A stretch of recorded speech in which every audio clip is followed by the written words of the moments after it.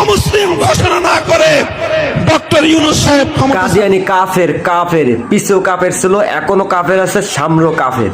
কাফের একটা সুযোগ এসেছে আমাদের নিজেদের পায়ে দাঁড় হয়ে কাদিয়ানি অমুসলিম ঘোষণা করব, সংসদের ভিতরে আইন পাস করব, কাদিয়ানি কাফের অমুসলিম ঘোষণা করব এবং আমরা আইন পাস করবো ইনশাআল্লাহ।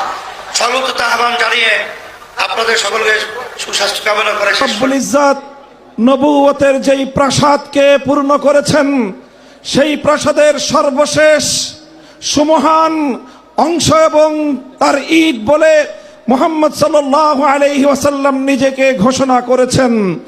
আল্লাহর নবীর পরে ইসলামের নবুয়তের এই সুমহান প্রাসাদে অন্য কেউ যদি নবুয়তের পরিচয় দিতে চায়, সে নবুয়তের এই সুমহান রাজপ্রাসাদে আবর্জনা, ময়লা বলে বিবেচিত হবে। ইতিহাসের ঘৃণিত ময়লা আবর্জনা কুখ্যাত গোলাম আহমদ কাদিয়ানী এবং তার অনুসারীদেরকে বাংলার রাষ্ট্রে কাফের ঘোষণা দেখতে চাই।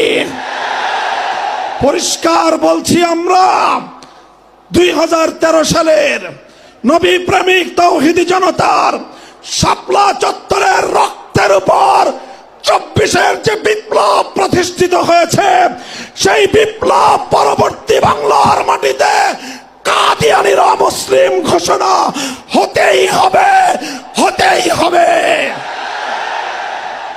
সরকারগুলোকে বলতে চাই, আমাদের পূর্বপুরুষ খতিব ওবায়দুল হক, শাইখুল হাদিস আল্লামা আজিজুল হক, সৈয়দ ফজলুল করিম পীর সাহেব চরমনাই, মুফতি ফজলুল হক আমিনী থেকে আল্লামা আহমদ শফি রহমতুল্লাহ আলাই, জুনায়েদ বাবু নগরী, সকলেই কাদিয়ানীদের খতমে নবুয়ত, এই কাদিয়ানীদের অমুসলিম রাষ্ট্রীয় ঘোষণা শুনে যেতে চেয়েছেন, দেখে যেতে চেয়েছেন।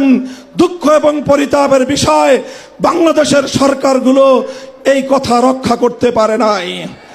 আমাদের আমির হেফাজত আল্লামা মুহিবুল্লাহ বাবু নগরী হায়াতে আছেন, তার নেতৃত্বে পীর সাহেব মধুপুর যেটা তুলেছেন, এবার কাদিয়ানীদের অমুসলিম ঘোষণা দাবি আদায় করার জন্য যদি প্রয়োজন হয়